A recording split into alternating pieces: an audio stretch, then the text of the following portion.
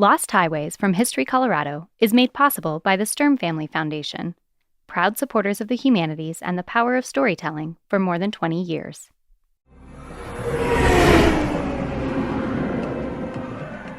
This never gets old.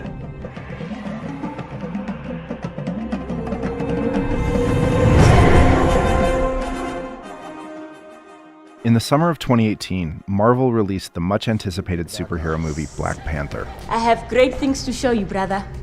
Here are your communication devices for Korea. Unlimited range, also equipped with audio surveillance system.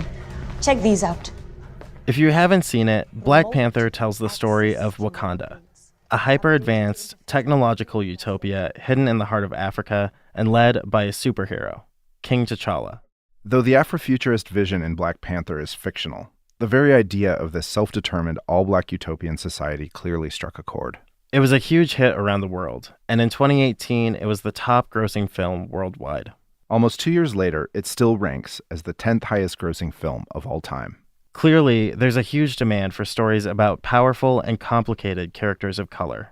As the writer Jamil Smith said in an essay published in Time magazine when the movie came out, quote, "Relating to characters on screen is necessary not merely for us to feel seen and understood, but also for others who need to see and understand us." On some level, the invisible world of Wakanda is a powerful metaphor for hidden and overlooked black stories. We came across one of those stories right here in Colorado. It's about a different kind of hidden, all-black utopia founded in the West in the aftermath of the Civil War. And a small portion of it is still alive today. From History Colorado Studios, this is Lost Highways, dispatches from the shadows of the Rocky Mountains. I'm Tyler Hill. And I'm Noel Black. On this episode, we bring you the story of Dearest, an all-black settlement on the northeastern Colorado plains. It was one of dozens of settlements scattered throughout the West and the Midwest, founded by former slaves and their descendants. These were towns where African Americans either homesteaded or bought their own land, grew their own food, made their own culture, and tried to live as freely as they could in the country that couldn't have been built without their slave labor. Our story begins with a hammer. The hammer itself is actually pretty uninteresting, but what makes it interesting is the story behind it. If you're looking at the hammer, it's... This is historian Julie Peterson. She helped curate an exhibit called Zoom In, the Centennial State in 100 Objects, which is on display here at History Colorado in Denver. The hammer is one of those 100 objects chosen to help tell the story of our state. What I find interesting is that one of the curators of the past actually wrote onto the object itself, in plain sight, "C. Rothwell, Dearest, Colorado, Black Cowboy." So Dearest is unique in that it was founded by and for African Americans. Dearest, Colorado, the only colored or Negro settlement in the state of Colorado. And there was a lot of us homesteaded. Well, anyway, they've all lost all their places but me. I'm the only one alive now that homesteaded there. That was Charles Rothwell, the owner of the hammer that Julie was talking about, in an oral history from the mid-1970s. Rothwell was one of the last residents of Dearest, spelled D-E-A-R, and we'll get to that. Homesteading was incredibly difficult for all settlers, even in the best of circumstances. And all black settlements faced even bigger challenges. And like so many homesteads and western towns, most of the all-black settlements eventually disappeared. All except one. It is Friday, June 28th, and this is my audio diary. I'm in the car driving east on Interstate 70 from Denver, Colorado to Nicodemus, Kansas. I'm almost there, and I'm really excited to see the town. This is reporter Stephanie Daniel. She works for public radio station KUNC in Greeley, Colorado. Nicodemus is about 350 miles east of Denver. Stephanie's great-great-grandfather was a freed slave who moved west in the aftermath of the Civil War. We asked her to help us report this story from a personal perspective, and we'll hear from her and the residents of Nicodemus throughout the story. So I'm really excited to see Nicodemus because it's just going to give me a glimpse into not only the freed slaves that founded Nicodemus, but also my ancestors and how they were living when they migrated west and staked their claim on some land and just started a whole new life after slavery ended. And we're here, Nicodemus National Historic Site Visitor Center. Welcome to Nicodemus National Historic Site, the only remaining African American town west of the Mississippi that is still in existence. Nice. And what's your name? My name is LueCresea. This is LueCresea Horne, a resident and descendant of the original founders of Nicodemus. And we were landowners, and so we were not going to give up our land. And that's why from 1877 until now, there have always been people that lived in Nicodemus. They just weren't, they were determined to make it work, and nothing was going to stop us. And I'm assuming that there were attempts to buy the land from your ancestors, from the people that settled here, or? I really don't know the specifics, but I know so on the town site, it is still all owned by family members. Family members still all own everything on the town site. But the township, where you get out. For better and worse, the West has been a symbol of freedom and self-determination since the beginnings of the Republic. Many black people found freedom in the West long before 1877 and long before the Civil War, says George Junne, professor of Africana Studies at the University of Northern Colorado. Some of them were fur trappers and so forth. Others were escaping slavery. Some were living with the Indians. And so with the Crow Indian Reservation in Montana, there are stories about black people coming through there. They didn't set up communities as much as they were hunting, trapping, and so forth. Kansas in particular was a popular destination for slaves fleeing the South. As with other Western states like California, Washington, and Oregon, Kansas had already abolished slavery before the Civil War began. The Emancipation Proclamation technically freed slaves from Confederate states in 1863, and the 13th Amendment to the Constitution abolished slavery in 1865. But it wasn't until the 14th Amendment was ratified in 1868 that black people began to move west in large numbers. The 14th Amendment was the hugely controversial constitutional amendment that all of the former Confederate states had to ratify after the Civil War to rejoin the Union and regain representation in Congress. It guaranteed freed slaves and all people born on American soil full citizenship. All persons born or naturalized in the United States and subject to the jurisdiction thereof are citizens of the United States and of the state wherein they reside. No state shall make or enforce any law which shall abridge the privileges or immunities of citizens of the United States, nor shall any state deprive any person of life, liberty, or property without due process of law, nor deny to any person within its jurisdiction the equal protection of the laws. Now that black people were citizens, it meant that technically they could also own property. For many former slaves, land ownership was the very definition of freedom, just as it's always been for so many colonists and immigrants.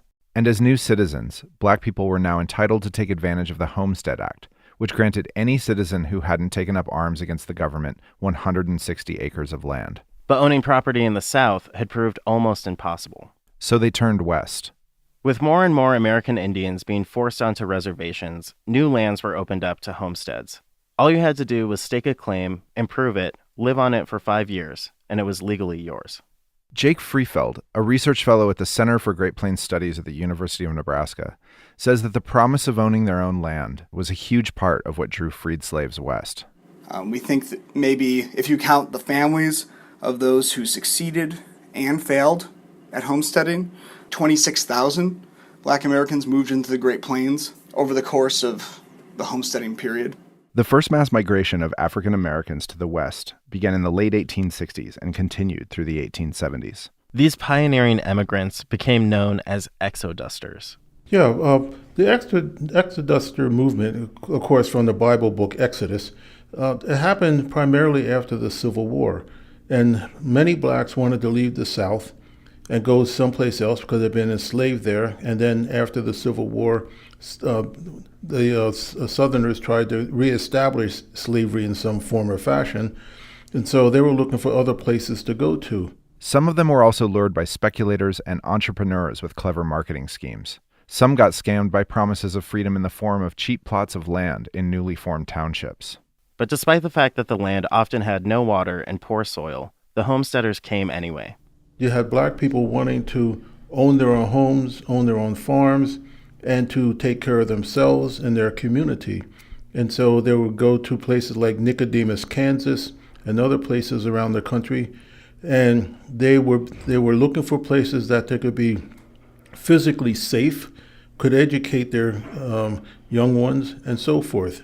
In fact, do what most other Americans wanted to do, and that's what was going on.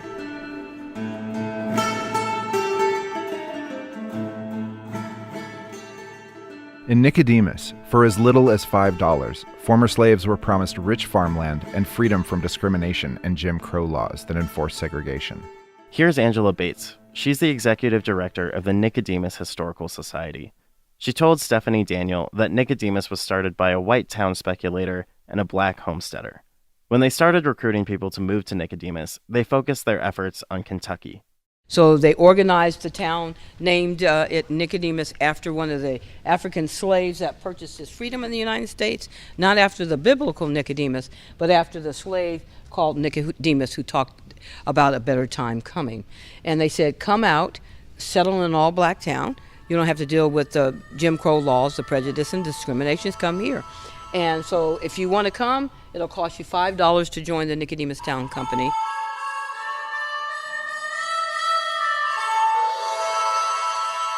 For many, that better time seemed a long way off when they first arrived in Kansas, both figuratively and literally. Black settlements were often miles away from the nearest train stop, an example of the lengths people were willing to go to in order to build a place to call home. Not to mention that later on, when many of these towns tried to get the railroads to come, they were often circumvented. You got off the train there, and then they still had a 2-day walk over to Nicodemus. Yeah. Then once they got here, some of the people that had come out from Topeka, which was a little small group that had come out that spring, they were living in dugouts. And so some of the people that showed up were like, oh, my God, they're living in dugouts, holes in the ground. I can't imagine they're defied. I mean, they're shot. I know. Can you imagine that, though, really, living in the holes in the ground? And when they were former slaves in Kentucky, at least they lived in cabins. But when they got out here, this was the prairie, and there were no trees. But it was the shock of coming from Kentucky, where there's, lush trees and the whole environment is just different, coming out here and then having to live in holes in the ground. So some of those people in that second group literally turned around and went back to Ellis.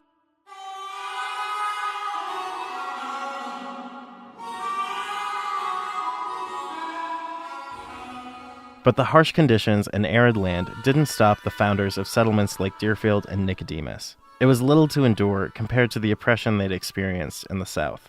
And some staked their own 160-acre claims outside the town site.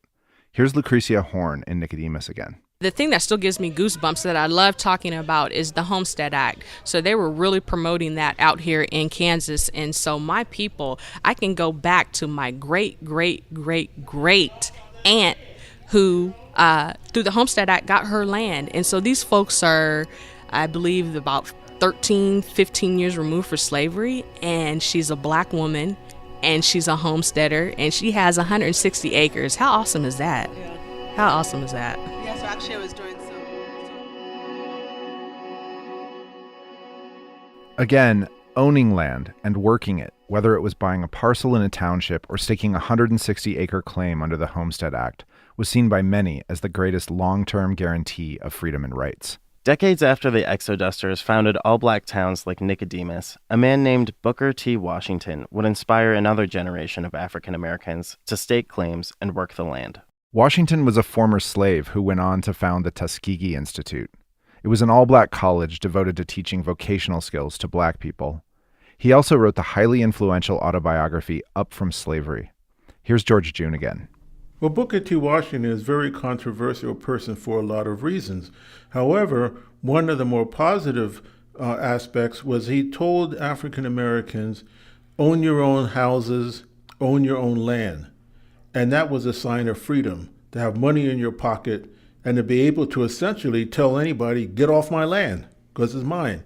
But Washington's ideas and the whole notion of land ownership had also come under attack from black intellectuals like W.E.B. Du Bois. Du Bois believed that education and activism were far more important guarantees of long-term freedom than land ownership or vocational skills. Washington would said that black people should not go for civil rights, human rights. At some point in time, white people recognize how great black people are and give them rights. And Du Bois said, nobody's going to give you, people don't give up power, and that's ridiculous. And the other part was education, because Washington said that black people should learn how to work with their hands, do carpentry and everything like that. And Tuskegee, where he was head of, when you went there, you worked in building the buildings and you know how to do the windows, the doors, the chimneys. There's nothing wrong with that. However, he said that that's what black people should do and don't get into the arts and languages and philosophy and math and everything like that. And at the turn of the 20th century, Washington's ideas inspired thousands of black homesteaders to found dozens of towns and settlements throughout the West. Towns like Empire, Wyoming, Blackdom, New Mexico, and Dearfield, Colorado.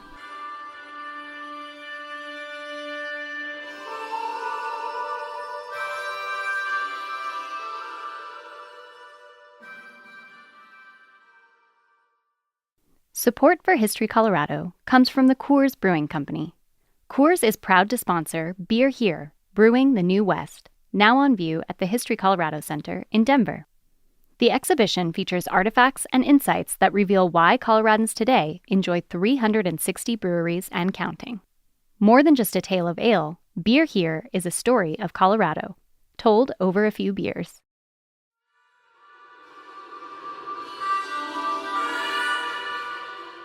Even if you're looking for it, Dearfield is easy to miss. It's out in the mostly flat, mostly agricultural land northeast of Denver by about an hour.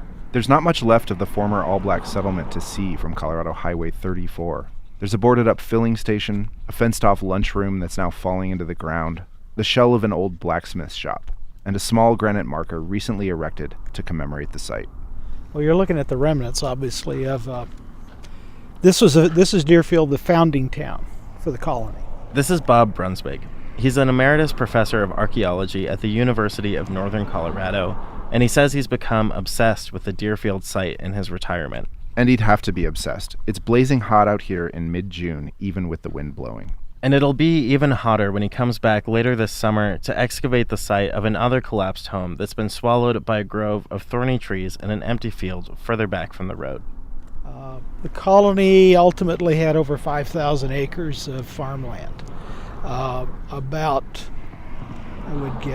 70 or 80% of it was homesteaded. This is one of the last places for homesteading early in the 20th century. We talk in the shade of a vandalized garage full of old mattresses.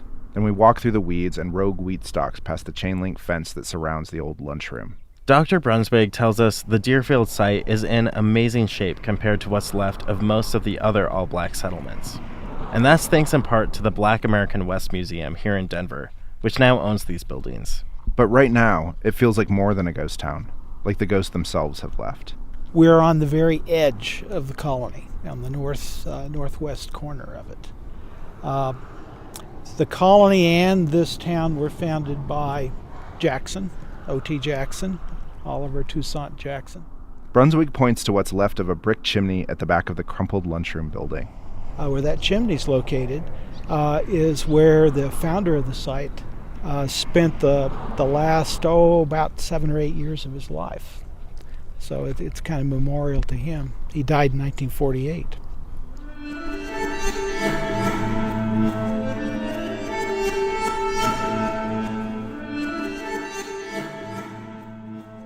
Largely self-educated, ambitious, and a believer in the virtue of hard work, O.T. Jackson was tall, sharply dressed, and had a mind for business. He was also unafraid to step on a few toes to realize his goals. Even when those goals alienated him from the black community.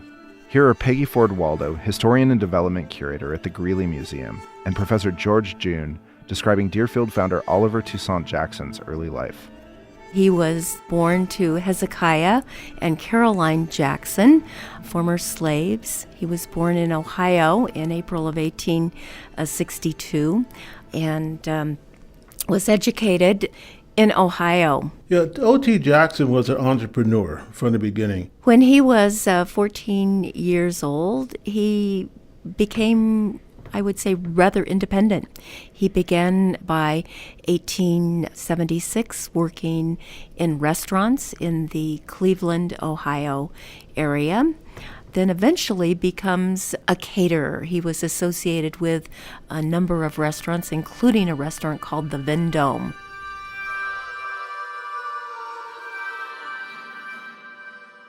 By the late 1880s, O.T. Jackson had heard stories of African Americans settling and traveling in the West. And like so many before him, he saw opportunity there. In the 1890s, he finds himself in Boulder, Colorado. And he worked at the Chautauqua building in Boulder. And he was in charge of all of the people that worked at the Chautauqua building.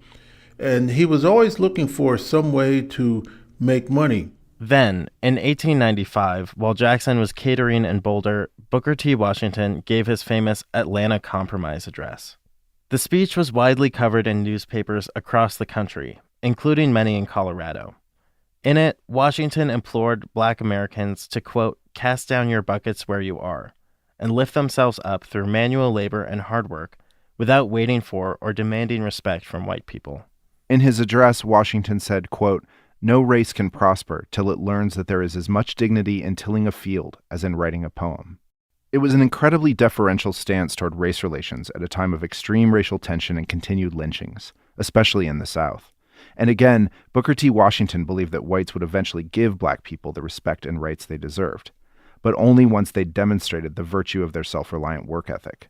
After years of working in the restaurant and service industry, Jackson took up the plow himself in 1896 and bought a resort farm called Valmont just outside of Boulder. And he learned to farm a little, but catering to weekend visitors was still his bread and butter. Here's historian Margaret Pitcher.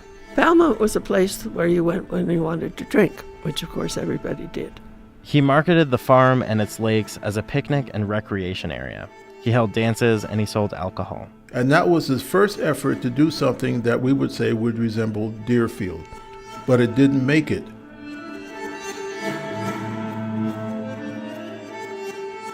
In 1907, Boulder and a handful of other communities on Colorado's Front Range banned the sale of alcohol. Prohibition was coming in, and Boulder particularly was a nice town. It wanted to be more genteel. Farming alone wouldn't pay the bills, and O.T. Jackson was forced to sell Valmont. But Jackson was already working on another idea for a different kind of community. He had read Up From Slavery, Booker T. Washington's autobiography, after it was published in 1901. In the book, Washington uses his own life to illustrate his belief in vocational education, hard work, land ownership, and Black self-determination as the way forward. One thing that Washington promoted was sort of a back to the land movement. So in 1906, Jackson would later write that he became very interested in starting an African American farming colony with about 200 people, but he didn't quite know how to do it. But he needed something more than land or a single farm to achieve his vision. He needed more connections, more power. So he turned to what he did know from his years in the newspaper and service industry: sales and promotion. But this time he applied his skills in the political arena. In 1908, Jackson used his business and social connections to round up 100 Black votes to help elect John Shafroth as the governor of Colorado. Even though the Democratic Party was the party of the KKK in the South at the time, Shafroth was a progressive Democrat. Among other things, progressive Democrats in the West were pushing for things like women's suffrage, direct democracy, the 8-hour workday, and prohibition. Nevertheless, many in the growing Black community in Denver and Boulder saw Jackson's betrayal of the party of Lincoln as a self-serving, politically expedient way to cozy up to power for his own personal interests. Beatrice Rainey was a resident of Deerfield, and in this oral history, she expresses an especially harsh opinion of O.T. Jackson. He wanted to be a big shot, and he didn't have too much personality, but he was the kind of a person that if he could sell you something and make something off of it, it was what he could get out of it. And he was an Uncle Tom. Yes, that's what he was.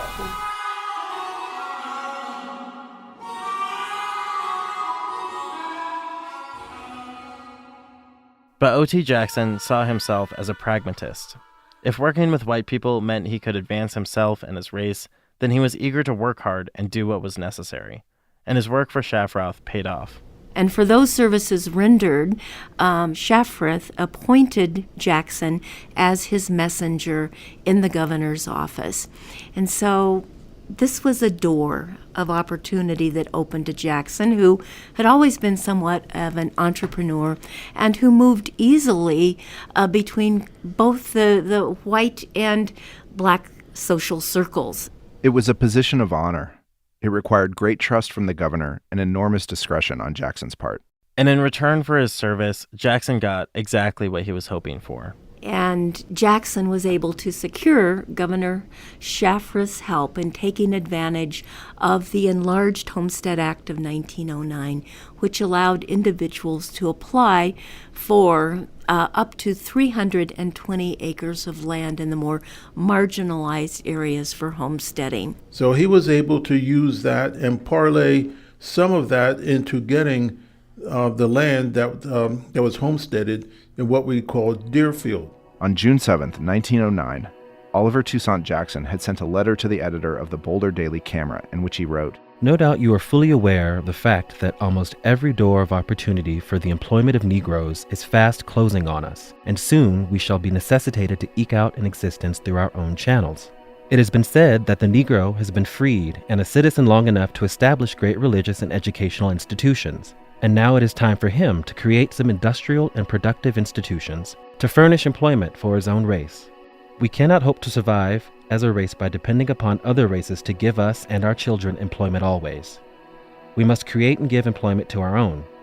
We must be producers as well as consumers. It has been well said that the best possession on earth is the earth itself. And we therefore have as our object the acquiring of attractive land of sufficient number of acres to plat a farming district and town site to be owned and controlled solely by Negroes." The following year, on May 5th, 1910, Governor John Shafroth helped O.T. Jackson secure a 320-acre plot of land in the Platte River Valley, where he could start a small agricultural settlement exclusively for black people. One of the early settlers, Dr. J.H.P. Westbrook, suggested the name Dearfield, spelled D-E-A-R, because, quote, the land was to be very dear to the hearts of the settlers.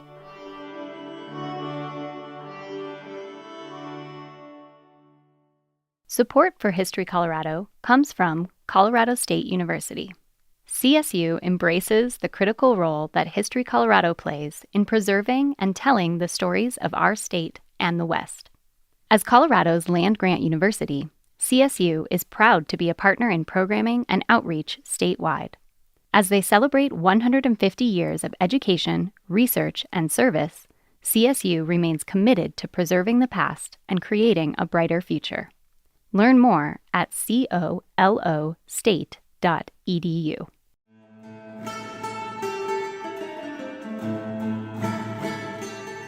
Back in Nicodemus, Stephanie Daniel talked to resident and historian Karla Adams about the early days of the town and settlement.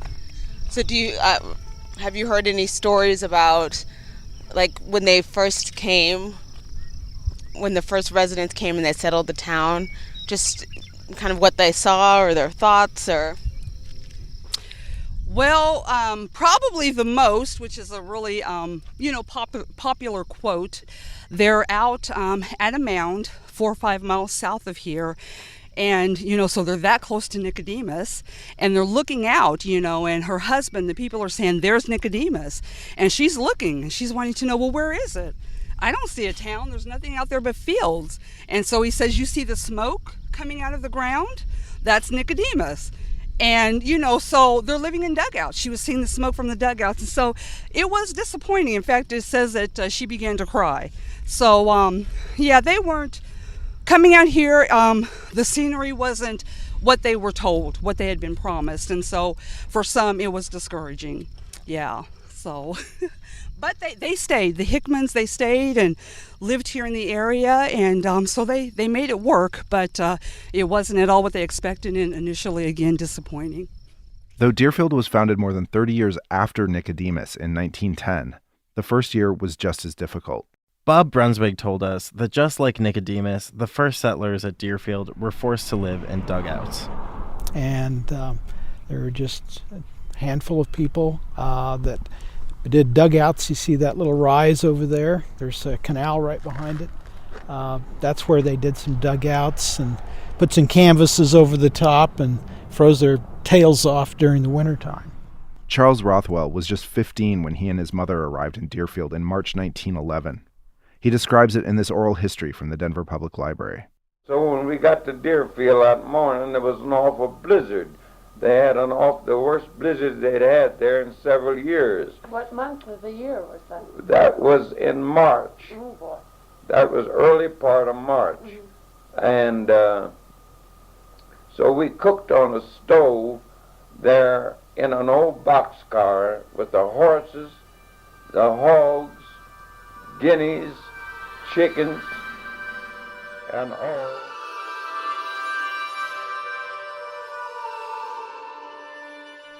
But what that shows you is that that's what people were willing to put up with, to own their own lands and own their own farms. Professor George Junne. And I think 3 of the 6 horses froze to death that winter. But it was very difficult first winter, but the people stuck it out. Despite that harsh first winter, Jackson and the handful of early settlers at Deerfield remained optimistic, and they set to work in the land the following year. But the problem was that when the black people came here, all of the water rights had been bought up. So they had no irrigation. They couldn't buy a piece of land with any kind of irrigation rights or anything on it. Some potential settlers and investors suspected that Governor Shafroth had only helped Jackson secure the land because of how little water it had. And they gave him this plot of ground up there that nobody else wanted. And it seems to be kind of like in the center of all the good places, you see to me. And the other lands were taken, of course, when we moved up there. Yeah, already. Beatrice Rainey remembers having to haul water from the Platte River almost a mile away. Because we carried, when we first moved up there on the ranch, we carried water in barrels on the back of the wagon. Right. We carried water in barrels up to the house for us to use. And food was just as scarce. We had fried potatoes for breakfast. We had boiled potatoes for lunch. We had some more boiled potatoes for dinner. But where farming was concerned, Colorado at the time was in a wet cycle, and the rains were enough to irrigate the fields. So when he started out in 1910, the rainfall was all you needed for the most part. And they had bumper crops of everything they planted. Before long, more than 100 people had settled on the 160-acre Deerfield town site and in the 8,000 acres of land in the surrounding colony. Houses and schools went up, churches got built, and the town came to life. This building with the roof kind of collapsed behind us across the road is a blacksmith shop. That place is where he worked. He was the auto mechanic, he worked on did horses and did farm equipment and stuff like that. And he was the town musician.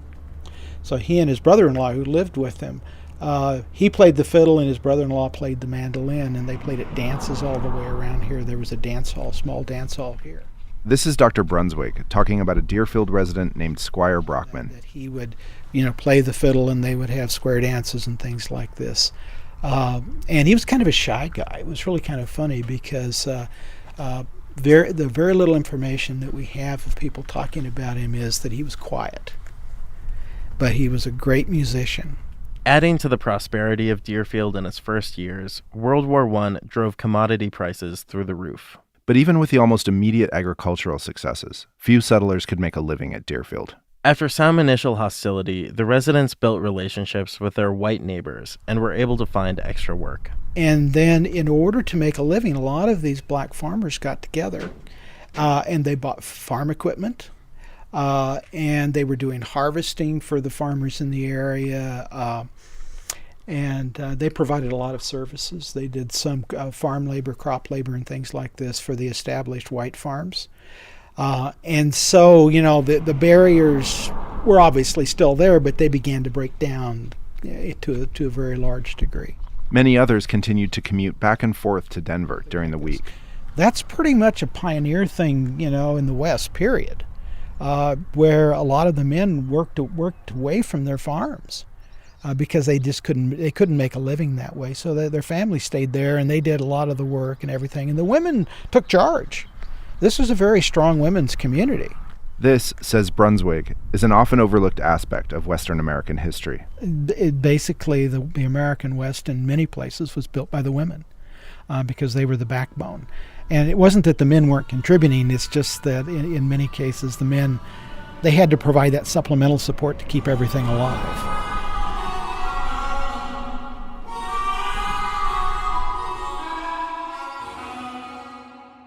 O.T. Jackson was no different.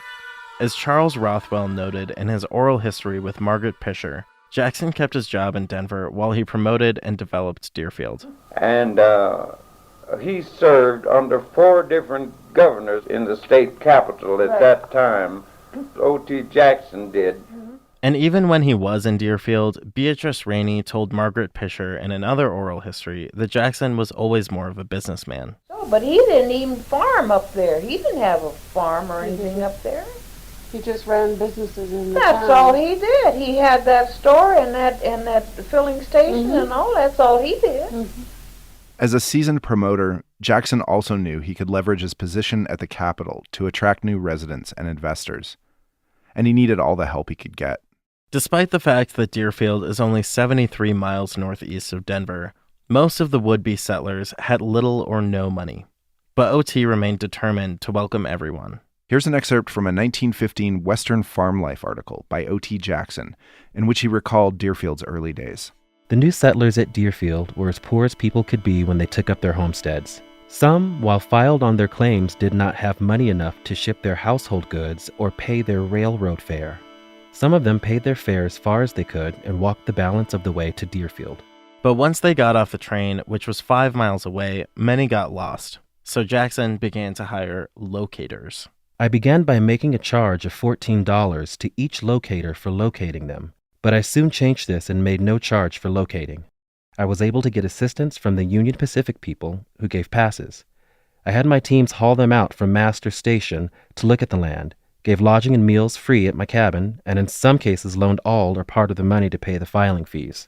Due in no small part to O.T. Jackson's sheer determination, Deerfield continued to grow and prosper. By the end of 1917, there were 500 residents. Land values skyrocketed, and prices for crops and livestock remained high as World War I dragged on. Jackson's belief in Deerfield as the realization of Booker T. Washington's vision for all-black farming utopias is clear in articles and promotional materials from the time. Here he is quoted in a Denver Post article about Deerfield in late 1917. This is merely a movement to promote the welfare of the Negroes and place them on a higher plane. Our settlement includes only hardworking, honest persons who are willing to do their share of the work if they can reap their reward in the form of a substantial living for themselves and their families. And in a promotional letter sent out to newspapers across the country, Jackson wrote, Dear Sirs, we are building the town of Deerfield in Colorado, and we solicit your cooperation to establish a municipality owned and controlled by colored people so that we can control, govern, and administer as a part of the state government the same as other people. We are soliciting all real, honest-to-goodness, race-loving people to join in some way to build up the Deerfield community. Despite the bumpy start, Deerfield enjoyed 10 straight years of growth. In 1921, the population of Deerfield townsite and the surrounding colony had reached 700. But over the next 10 years, a series of economic, cultural, and natural disasters would nearly erase Deerfield and its legacy.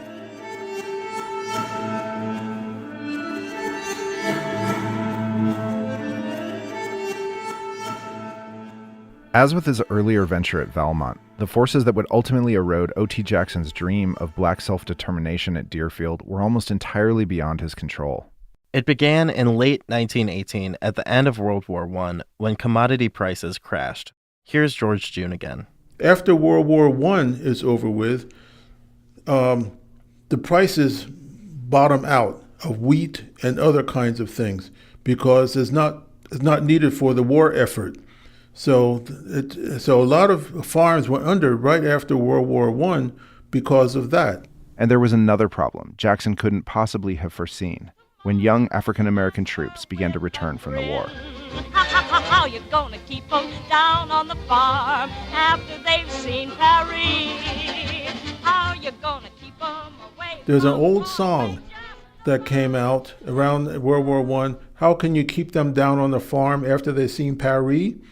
Well, some of the guys that came back, they didn't want to be stuck on a little farm. They wanted something bigger because they've seen Paris, which is a little bit of an upper scale than Greeley or some of the surrounding communities. So they went to other places, and that kind of drained some of the population right after the war, with people going elsewhere. Then came the vagaries of the weather. Here's Peggy Ford Waldo again. The reason that Deerfield, though, became successful as an African-American colony was because we were in one of Colorado's proverbial wet cycles. There's the wet and drought cycles. In the wet years, even marginalized lands, dry lands, can be very productive. But when you go into a drought period, and if you don't have access to irrigation, your crops don't come to fruition.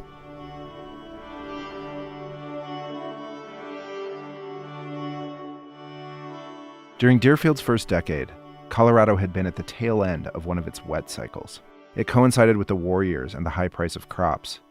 But a long period of lower than average precipitation soon followed. And then by the early 1920s, as it began to dry up, this doesn't grow a whole lot on dry land. This is Bob Brunswig again. He said the soil in Deerfield didn't help either, and that the town site is actually built on top of ancient sand dunes. And that was another factor, is that they didn't have the kind of soils that would retain the moisture. And then when the Dust Bowl comes in the late 1920s, all these little communities on the eastern plains, they just blow away. Here's Beatrice Rainey in her oral history. Yeah. You see how the weed... Right, it's just dry and scrubby. Yeah, see? And it's just the sagebrush grows on there all the time. And that's all that is, and it's sandy. And time you plant in a place 2 years, you've got nothing but sand. That's right. Yeah. And when that wind blows, oh, that sand just cuts you to pieces.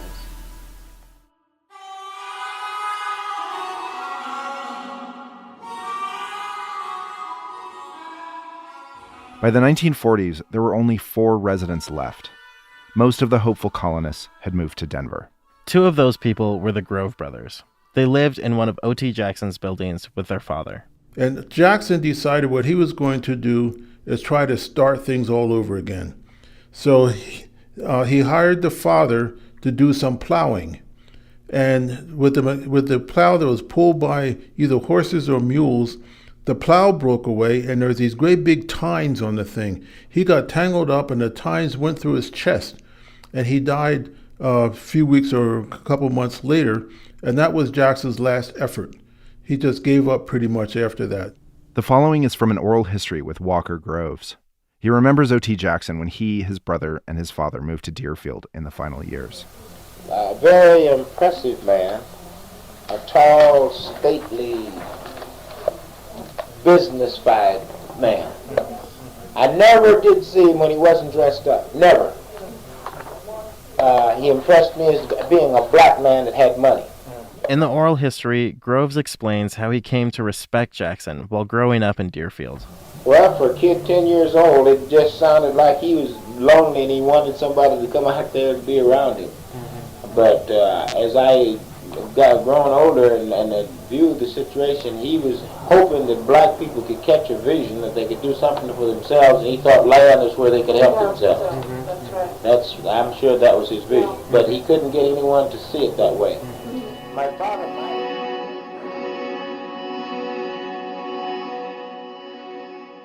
But Jackson clung to his dream, often at the expense of the values he hoped Deerfield would embody. Being always the entrepreneur, he offered the site of Deerfield as perhaps a potential site for Japanese internment camp here in the state of Colorado, which, as you know, ended up being down in southeastern Colorado near Lamar. He also put an ad in the newspaper, and he offered just to sell everything in Deerfield at, quote, invoice prices, all the fixtures, all the furniture. And as things got bad in the 1930s, Jackson began just to take down the existing cabins and sell the wood for lumber. When O.T. Jackson died in 1949, his niece, Jenny Jackson, became the last resident of Deerfield, Colorado. In an article titled Deerfield, Colorado, Population 1, written before her death, she said, I was shocked at what had happened to Deerfield. I had visited it before the Depression, and Deerfield was lively and growing. People were writing to their folks to come out and settle, and there were always visitors at Uncle Oliver's. It was nothing in those days for the governor or other distinguished officials to drop in. Everyone believed in Deerfield. In 1943, everything was different. The houses were tumbled down, and weeds were growing in the streets. Uncle Oliver and one or two others were all that was left of the whole town. She lived there by herself until 1971.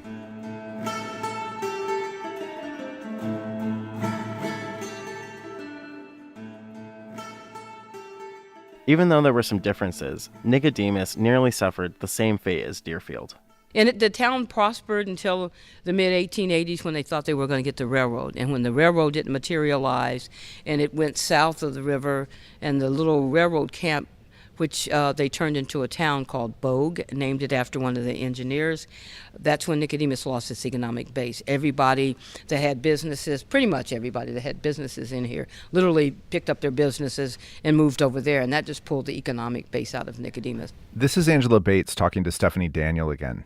She's the executive director of the Nicodemus Historical Society. So from that point onward, Nicodemus started going into an economic downward spiral, decline. And then the Great Depression and the Dirty 30s, people continued to leave. But after that, people continued to come back. Every generation, when they retired, they would come back. And so our parents would come back and retire.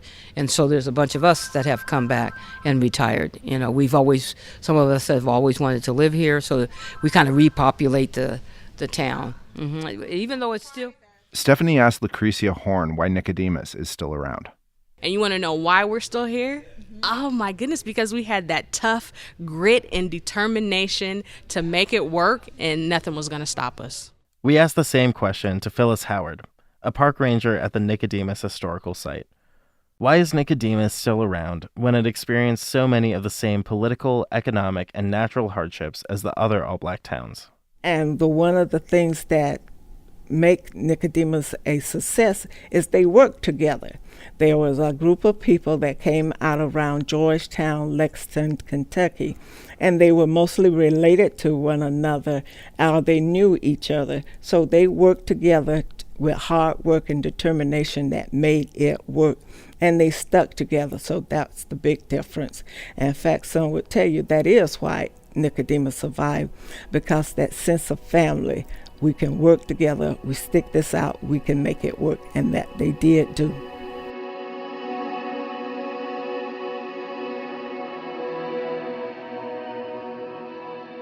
For Stephanie Daniel, the trip to Nicodemus was a glimpse into her own family's past and into a different way of being Black in America. Saturday, June 29th, audio diary. I really enjoyed walking around Nicodemus and learning more about the history of the town. Not many people still live here, but it's still home for the thousands of descendants who live across the U.S. and even the world and still come to visit their grandparents or family that live here, or come back for the annual homecoming celebration. So my ancestors, who were also freed slaves from Kentucky, they lived in Kansas for a while before continuing on to Colorado. So even though they didn't settle in Nicodemus, hearing what the Black settlers faced as they founded the town gave me some insight into what my ancestors may have encountered as they headed west for a new free life. When she got back, we asked her about her insights. So I'm mixed race, and I grew up in a part of Colorado where I was never really around anybody that looked like me. And I know you grew up in Denver, and from what you've said, it sounds like you've had somewhat of a similar experience growing up. And I'm wondering if you can reflect at all about what it might have been like to grow up in a place like Nicodemus, where you were around people who looked like you and who shared your history and your culture. I think it would have given me a real sense of self, and you have a place and you know that you belong, and having pride in yourself and having pride in your community, it goes a long way. And that kind of pride really trickles down to who you are as a person. Knowing how much pride, your grandparents had and your parents had in your community and being part of a Black community. So what insights do you feel like Nicodemus gave you into yourself and your own racial identity? I think it just made me really proud. Really proud I'm proud anyway, and I'm always amazed at my ancestors and just how they went through all of these trials with so much strength and courage. And so I think to see, coming from that, these ex-slaves, starting this town, and to just really be able to hold on to it and not to sell their land, and to really have a place where descendants can come back to, and they feel like it's home.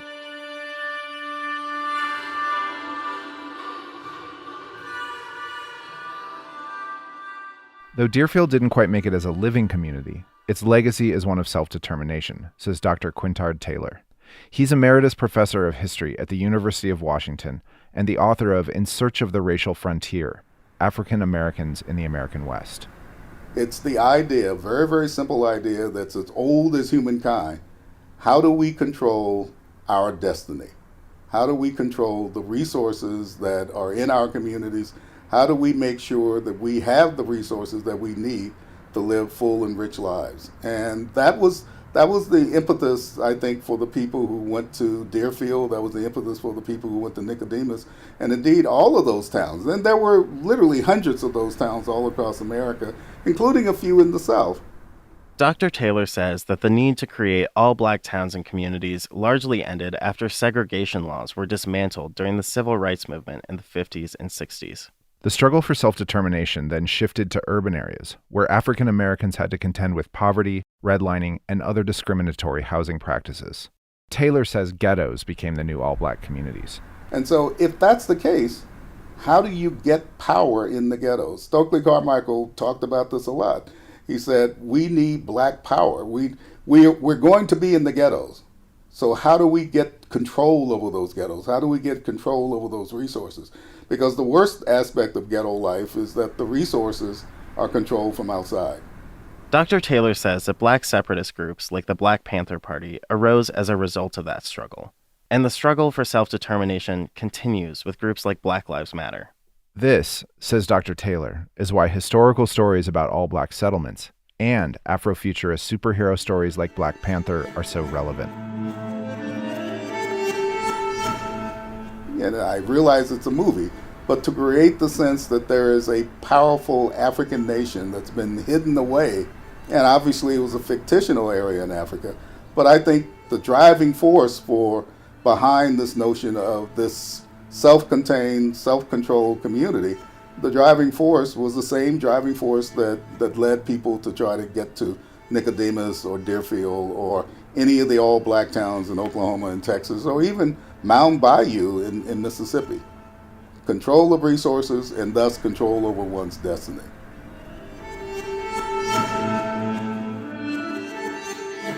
For Phyllis Howard, park ranger and interpreter at Nicodemus Historical Site, all Black settlements are one of the most important historical examples of African Americans taking control of their destinies.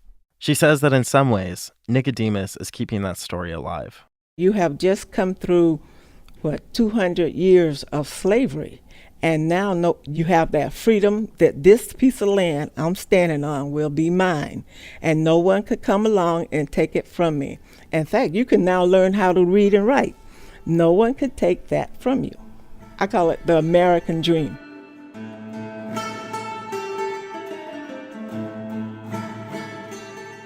Here's Angela Bates, Executive Director of the Nicodemus Historical Society. This is an American story. It's not just our story. It's a part of American history.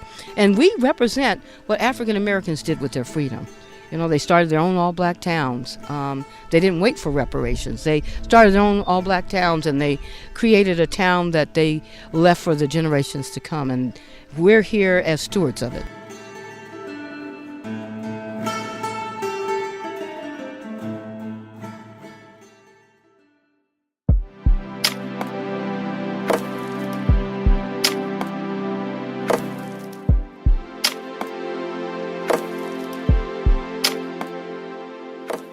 Lost Highways is a production of History Colorado and History Colorado Studios. It's made possible by a generous grant from the Sturm Family Foundation, with particular thanks to Stephen Sturm and Emily Sturm. If you enjoyed this podcast and want to support it, please become a member of History Colorado. You can get 20% off your membership at historycolorado.org/podcast discount. Plus, you get all kinds of great benefits like free admission to our 8 museums around the state. And even if you don't become a member, you can still get $2 off admission to any of our museums just by mentioning the podcast. Special thanks to Dr. Susan Schulten, our history editor, and to Chief Creative Officer Jason Hansen, our editor for this episode. Thanks also to our voice actors, Philip Clapham and Anna Moscarella. And to Connor Bergal, who composed our theme and the music. Oral histories in this episode were conducted by Margaret Pisher and were provided by the Denver Public Library's Western History and Genealogy Department, including oral histories OH-170-1 with Beatrice Rainey, OH-170-2 with Charles Rothwell, and OH-170-3 with Walter Groves from the Western History Collection. Many thanks to our editorial team, Chief Creative Officer Jason Hansen, Sam Bach, Sean Boyd, Brooke Garcia, Steve Grinstead, Kimberly Cronwall, Jose Ortega, Julie Peterson, Angel Vigil, Marisa Volpe, and Zach Workowicz. And to our advisory group, which includes Stephen Sturm, Emily Sturm, Chief Creative Officer Jason Hansen, Thomas Andrews, Jonathan Futa, Charlie Woolley, Susan Schulten, Tom Romero, and Kara DeGette. Finally, thanks to the entire staff at History Colorado. I'm Noel Black. And I'm Tyler Hill. Thanks for listening.